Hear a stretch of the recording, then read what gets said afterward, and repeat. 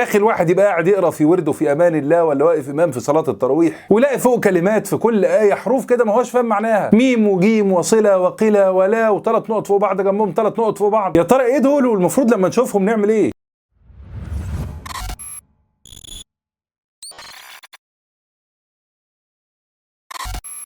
السلام عليكم ورحمة الله وبركاته حبايب قلبي، أهلا بكم. وفي رحلتنا لتحسين علاقتنا بالقرآن، ومفيش أحسن من رمضان نستغله ونحسن قراءتنا فيه بكتاب الله. اتفقنا لو أنا ضعيف في قراءة القرآن ولسه معرفش من أحكام التجويد إني أهتم جدا أنا أقرأ بالتشكيل. تعالوا نضيف بقى معلومة فوق القراءة بالتشكيل. العلامات اللي احنا قلناها دي اللي هي الميم والجيم والصلة والقلة واللا والثلاث نقط اللي فوق بعض، دول اسمهم علامات الوقف. علمائنا ربنا يجزيهم عننا خير عملوا لنا العلامات دي عشان يسهلوا علينا قراءة القرآن، وحطوها دليل لينا يساعدنا ان احنا لما نقرأ نطلع المعنى صحيح ومفهوم. لو فهمت معاني علامات الوقف دي والتزمت بيها هتلاقي معاني الايات اللي انت بتقرأها اتظبطت وبقى مفهوم انت بتقول ايه. خلونا قبل ما نبدأ نقول حاجة مهمة جدا، ان الالتزام بعلامات الوقف دي مش التزام شرعي، يعني لو حد ما عملش بيها ده ما بياخدش ذنب ولا حاجة، ولكنه التزام معنوي. لما تيجي تقرأ القرآن تطلع الآية من بقك كده كاملة ومفهومة وواضحة وصريحة، والوقف بتاعك يبقى في مناطق صح. مش بقول لك انت شكلك هتخرج من رمضان ده شيخ. ويلا بينا نخش في الجد.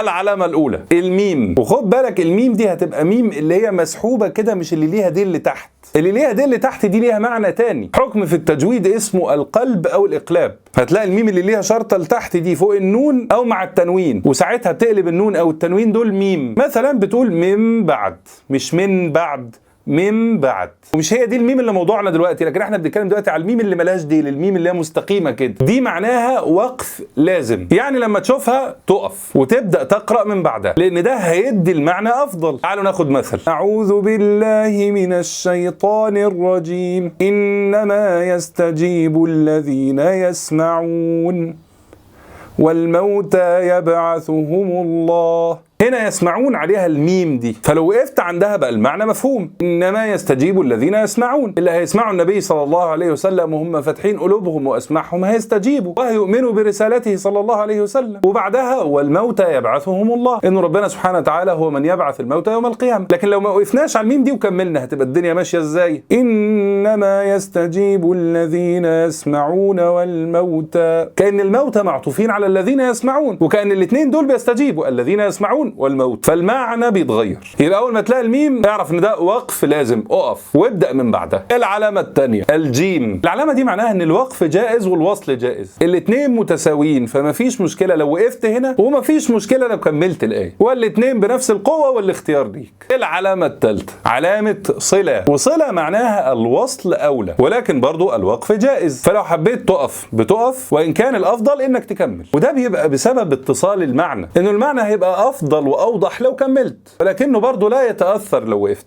العلامه الرابعه قلة، وقلة معناها الوقف اولى وان كان الوصل جائز، وده برضه بسبب المعنى، فلو وقفت المعنى هيبقى واضح اكتر واحسن، ولكن ان كملت المعنى مش هيتاثر سلبا، وبرضه الاختيار ليك.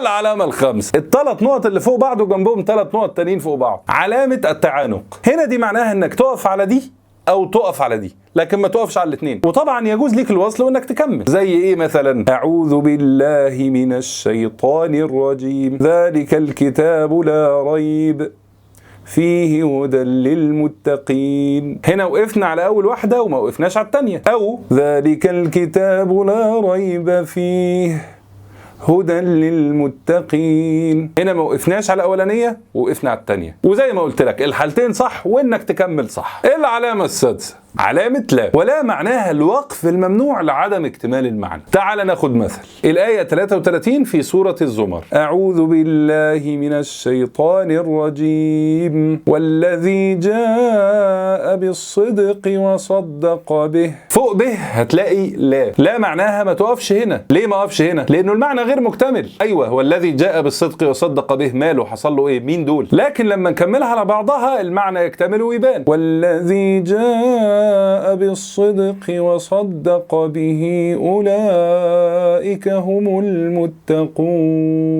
كده المعنى واضح. فلما تلاقي لا ما تقفش عندها وكمل، ولو كملت بعدها كلمتين 3 ونفسك رايح منك ارجع هات من قبلها لآخر الآية، ما تبدأش برضو من الموضع اللي فيه لا. تمام. وكده بحمد الله اتكلمنا عن علامات الوقف. وخد بقى الحتة اللي بينك وبين أخوك بعد ما عرفنا كل واحدة منهم ومعناها. النصيحة الأخوية بقى، احنا عم نفسنا ما بيكملش وبنهنج في وسط الآية، فمنين ما تلاقي علامة وقف إلا علامة لا اقف وريح، لأن في كل الحالات وقوفك في المكان ده مش هيأثر في المعنى. ده طبعا أفضل من إنك تقف في مكان تاني في الآية يغير المعنى أو ما يكملوش أصلا. شفت بقى الموضوع سهل إزاي؟ وإلى هنا أيها السيدات والسادة انتهى الفيديو بتاعنا النهارده. وقبل ما تمشي ما تنساش تعمل لايك للفيديو، لايك لصفحة الفيسبوك، وسبسكرايب على اليوتيوب. ويا سلام بقى لو منشن لاصحابك وحبايبك نتعلم كلنا سوا، وشير في الخير وعرف الغير. ولو حابب تدعمني على باتريون هحط لك لينك الدعم على باتريون في الديسكريبشن على اليوتيوب وفي اول كومنت على الفيسبوك وعلى اليوتيوب. انا بحبكم في الله، اشوفكم بكره باذن الله. تابعوا هاشتاج الساعه 7 هتلاقوا كل الفيديوهات. فيديوهات رمضان هتلاقوها على هاشتاج رمضان مع امير، كل يوم فيديو جديد الساعه 11 بالليل باذن الله. وكان معكم امير منير،